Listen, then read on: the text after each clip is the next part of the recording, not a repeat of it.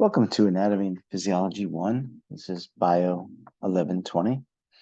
And this book that we're using is called Principles of Anatomy and Physiology by an author called Totoro, and the publisher is Wiley. This is the 16th edition. So you should have an e-text, and you should have access to real anatomy. The real anatomy is mostly for laboratory. So Wiley Plus is really important for this, and you'll see that in the Blackboard page. So just to give you an introduction, we're going to talk about the different disciplines within anatomy and physiology. And it pretty much involves biology, it involves chemistry, it involves pathology, histology, and imaging as well. So we'll talk about that. Imaging is also called radiology sometimes.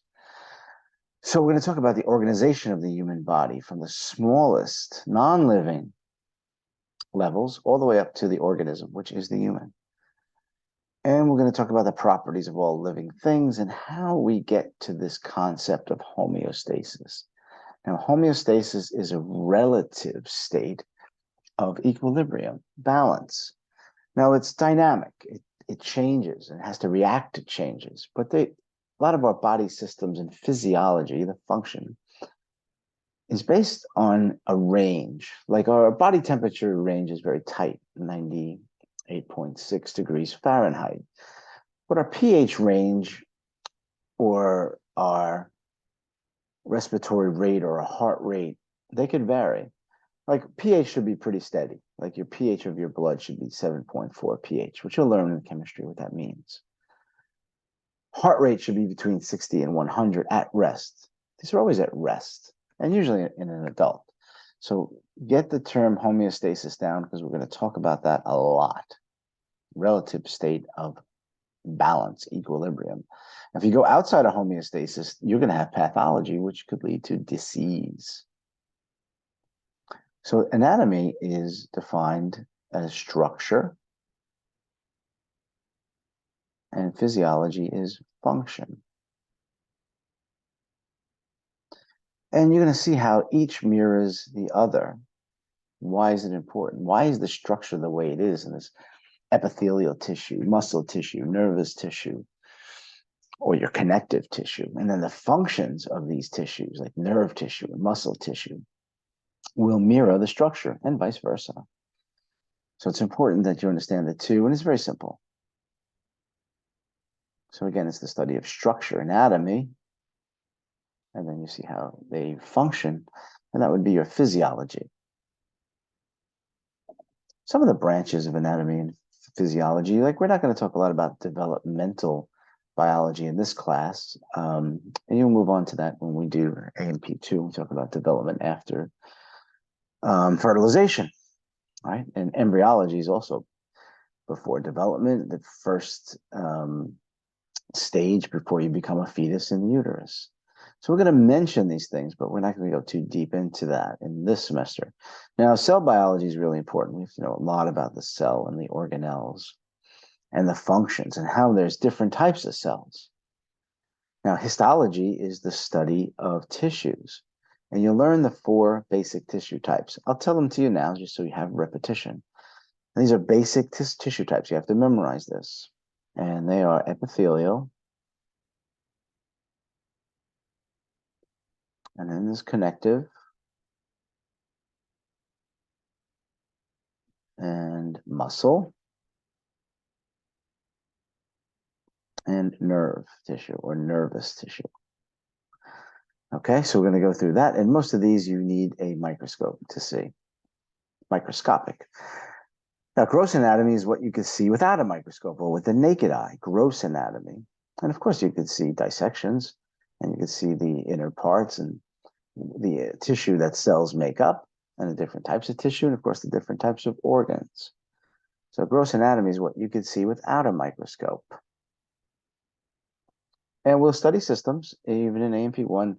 We'll do the integumentary system, which is your skin, hair, and nails. We'll do the skeletal system, which is very dynamic. We'll do the muscle system, especially the skeletal muscle. We'll do respiratory, and we'll do cardiovascular, lymphatic. And that's really important, involving the heart, the lymphatics, and the arteries and veins. Regional anatomy, which really takes a couple of semesters to get all the regions up, and you'll do slight dissections here and there to see different areas like the brain and nervous system, or the nervous system, which includes the brain and spinal cord and all the nerves. Digestive system, you'll do an ANP2 as well, and they have different organs in different regions.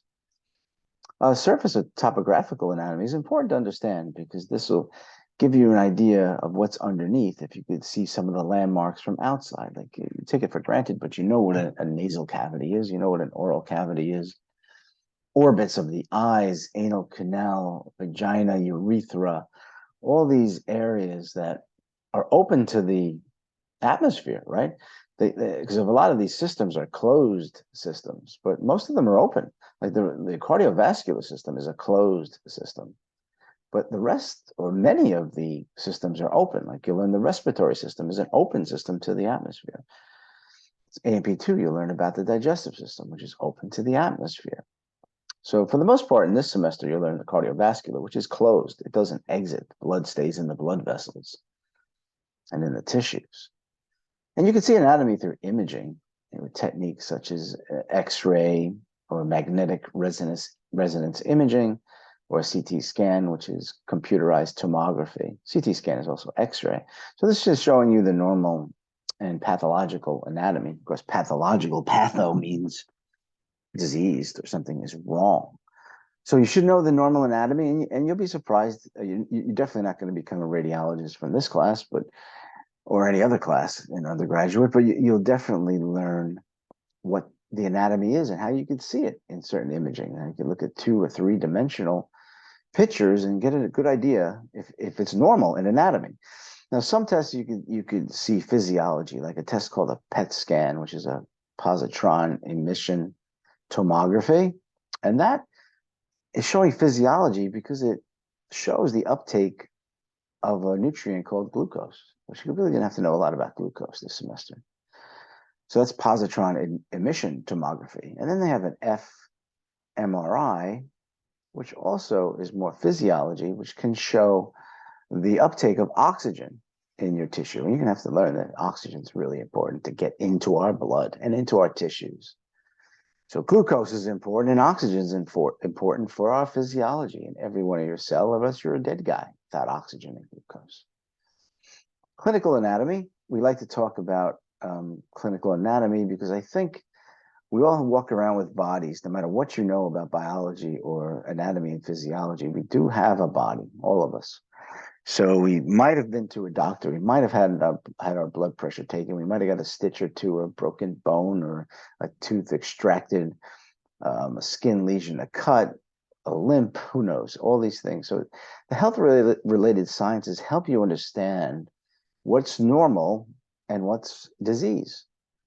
So it kind of gives you a reference. It makes it interesting to look at some of these anatomy structures, which is structure, and then look at the physiology to understand the mechanisms of how these systems move, how they run, and how they function.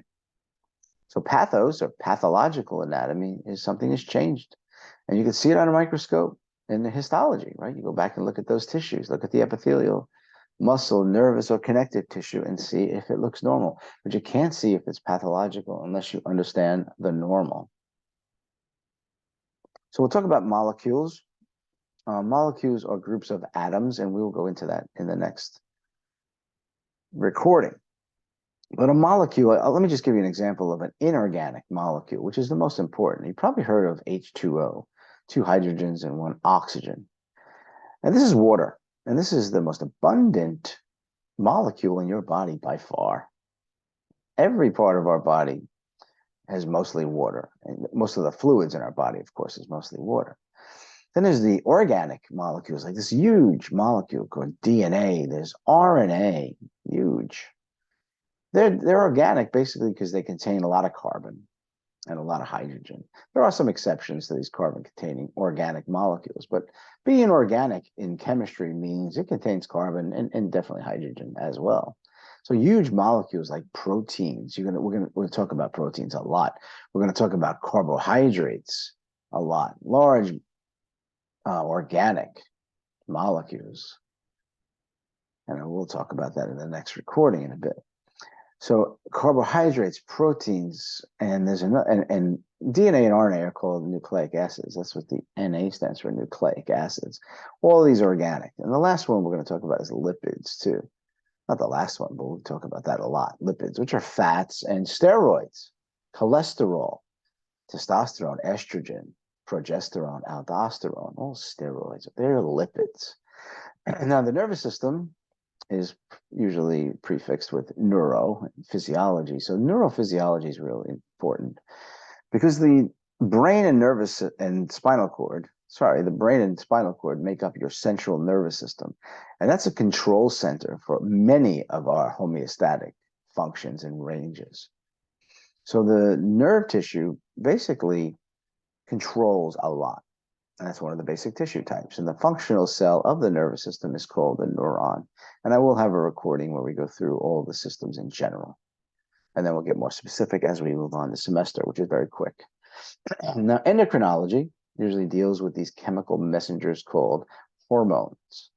Now, endocrine means that these chemical messengers are going to be released into the blood. That's what endocrine means, or endocrine means. Exocrine, which is more digestive enzymes and other reproductive things. Exocrine means that these chemical molecules or sperm or sweat or enzymes, digestive enzymes, will be released into ducts or out of the body in the case of sweat or sperm, or oocytes for female reproduction. But hormones like testosterone, growth hormone, insulin, glucagon, adrenaline, they're all released into the blood. And that's what endocrine means. So I really need you to know that. Even though we're not doing the endocrine system or the nervous system, I think we can't talk about the cardiovascular system or the respiratory system without talking about neuro and endocrinology. And you put them together, you get neuroendocrine physiology. And that's a big part of how our brain and endocrine system work together for homeostasis. So we can't, even though we don't learn those systems in this semester, we have to understand what they're doing as far as controlling. Cardiovascular system is where we live for the second half of the semester, and this is your heart and your blood vessels. And I'll include the lymph system here as well. So we're going to learn about, of course, the heart. And heart's made of muscle, specific type of muscle called cardiac muscle. The blood vessels, they have a different type of muscle within their walls, and that's smooth muscle. So you call that cardiac muscle. Cardio means heart. So that's a lot of cardiac muscle. It's all cardiac muscle.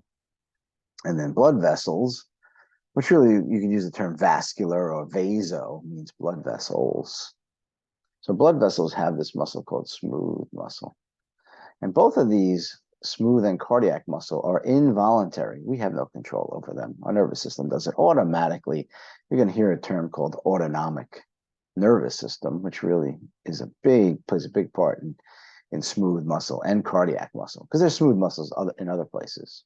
Sometimes they call it visceral muscle as well. But in this semester, you're going to learn a lot about skeletal muscle, which has nothing to do with the heart. Skeletal muscle is voluntary. And that's what we're going to learn, all the different muscles, the pectoralis major, the trapezius, the scalenus, the sternocleidomastoid, and you're going to learn the physiology of skeletal muscle, which is pretty intense. Involuntary, cannot work without the nervous system. So here's the three muscle types. Here you go. Remember, this is a basic tissue. But there's three types of muscle. Skeletal, which is voluntary. Cardiac muscle, which is, of course, involuntary, which is the heart. And then the smooth muscle, which is involuntary as well. And that is more in your digestive tubes, respiratory tubes, reproductive tubes, and walls of your blood vessels, arteries and veins, and arterioles and venules, which you'll learn all about. Some of the branches of physiology. Immunology, of course, you've probably heard of this, and this would take a very long time to do this whole chapter, which we cannot do at all. We'll talk mostly about the lymphatic part of it and the white blood cells. So this is a big topic we do at the end of the semester. We live in respiratory physiology for a long time. And the respiratory system, really, and ultimately, what it's about is bringing this gas called oxygen, which is O2, into the blood. And the blood is a roadway to go to our tissues. And you'll learn what tissues are. They're groups of cells that make up organs. We need oxygen, or else we can't live. We need oxygen for energy, for our cellular metabolism to function. And at the same time, the respiratory system has to get rid of this crappy gas called carbon dioxide, CO2, two oxygens and one carbon. So carbon dioxide is what this is called. It needs to get out of our blood and out of our body. And then the cycle starts again with breaths per minute. So that's really important. We'll spend a lot of time there. Renal, another term for renal is kidney. So the kidney is really important because it filters every ounce of your blood, or liter or milliliter, whatever you want to say. And it has to reabsorb what it needs. Like you've heard of glucose, which is we're going to talk a lot about this semester, even though we're not doing endocrine. The glucose is really important, and we'll talk about it a lot, especially for muscle metabolism. But the kidney filters blood. It reabsorbs things. It reabsorbs things like amino acids, glucose. You learn what amino acid is, fatty acids.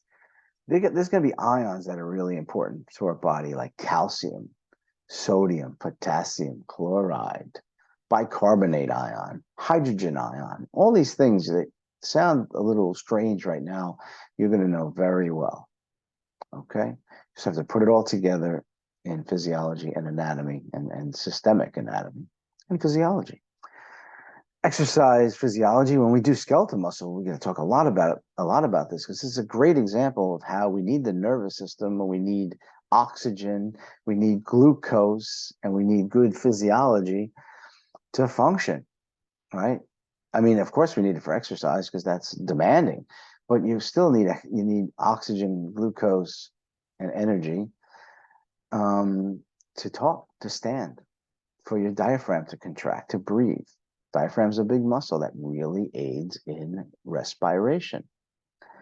So pathophysiology, I think by now, by this point in this recording, you know that patho is bad and physiology is function of our organs, cells, and tissue. And you'll learn the difference between organs, cells, and tissues. Like cells make up tissue and tissue makes up organs. And I gave you the 4 basic tissue types. So if something goes wrong, and you can see it on a microscope, or you can see it with gross anatomy, and you notice that there's a problem with the mechanisms of the physiology, you call that pathophysiology, which takes things out of homeostasis, and you get what's called disease.